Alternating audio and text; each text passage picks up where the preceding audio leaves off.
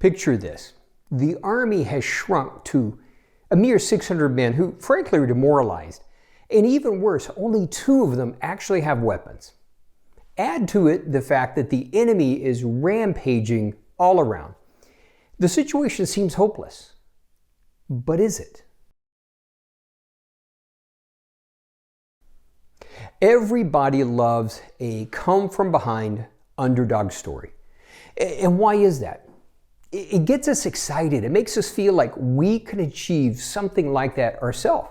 And what we're seeing here today is a story that looks like a disaster. But by relying on God, the victory comes, and they do come from behind. The underdog does win. But as we go through this story, what I want you to do is this. I don't want you to just think of it in a historical context and go, wow, that was a great story. I want you to recognize God's challenge to you and I to trust Him in spite of the odds, in spite of the circumstances, and let Him bring that kind of victory again. God really wants to do that. So this story is in 1 Samuel 13 and 14, and it's actually worse than I kind of started out telling you. Because not only are they the underdog, but on top of everything else, their leader, Saul, has really blown it. And now, I'm not going to go into this story too in depth, but if you want to, go into the search function, look up overcoming the overwhelming, and in episode 4, I really go into this story and how, because Saul didn't understand his identity, under the pressure, he made a bad decision. And that bad decision was this. The enemy seems stronger. They're over there. He's waiting to make a sacrifice to the Lord.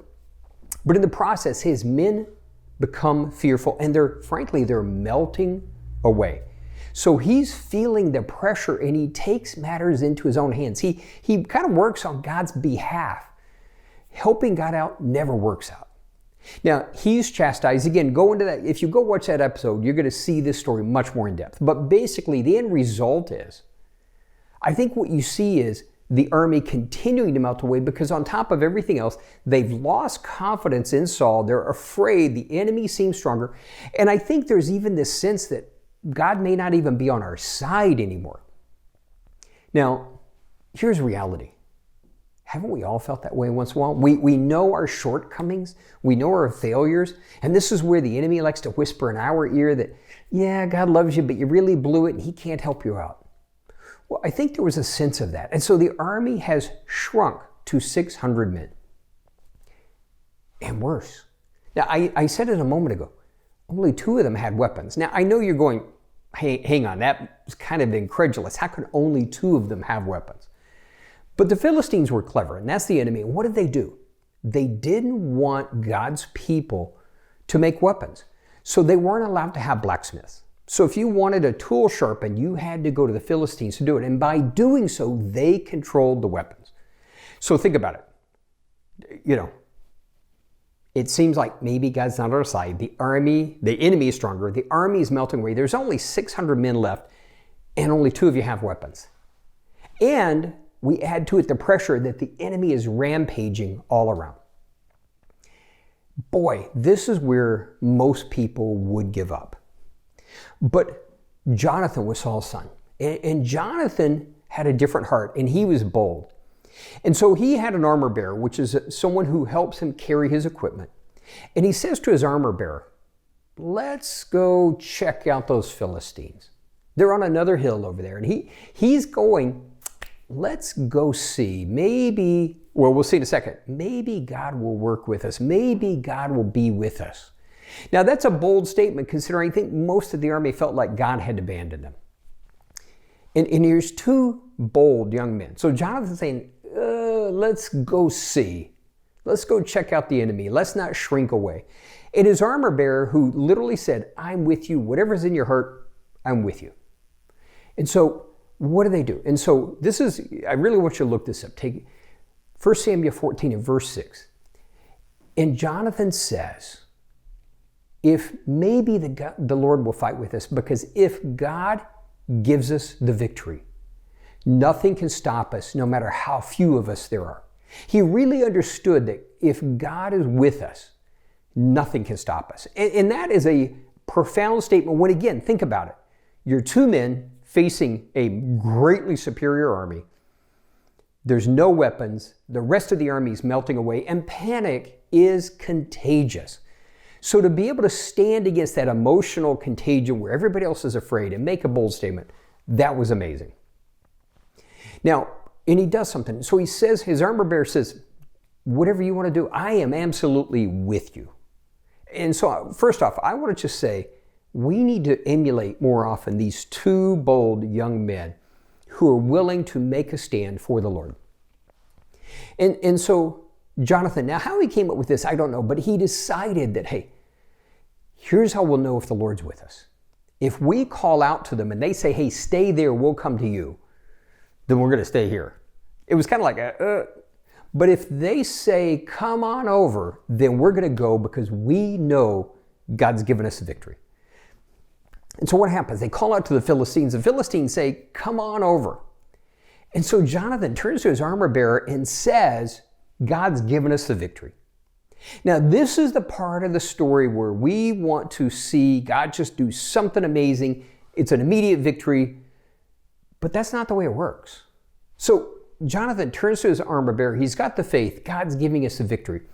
But there's an interesting thing we need to note.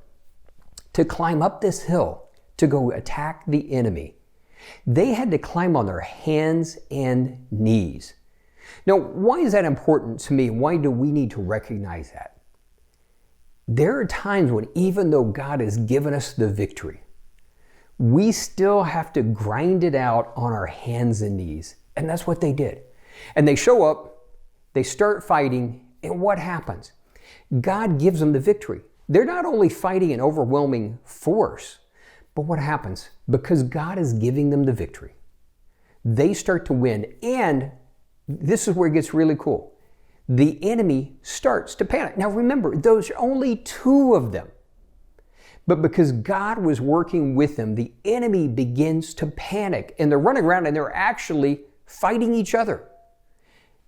And it gets even better. This inspires God's people. Why? They start to see the Philistines in confusion, running around, and it's like, what's going on? And they start to say, Saul says, we got to figure out what's going on. And then they finally realize the Philistines are in so much confusion, forget it, we just got to go fight. And so God's people, because of the boldness of Jonathan and his armor bearer, and because of they didn't just have the faith, but they had to grind it out on their hands and knees going to the top of that hill, what happens? Now then the enemy is fearful, they're in confusion, and God's people are starting to get inspired. All that army that had been melting away starts, what happens? So Saul and the men that are with him, they come to fight. And then all of the rest of the army that was hiding everywhere, that had melted away, they start to hear and see what's happening. They come back and fight, and God gives them a great victory. Now the story goes on, and you can read that for yourself in 1 Samuel 15 and going on. But here's the thing.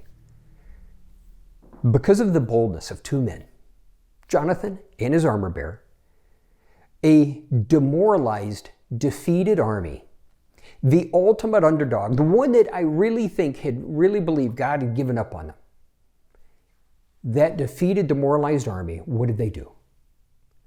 They came from behind. They fought. God was with them, and God brought about a great victory. So my challenge to you and I, it requires boldness to be a hero of the faith.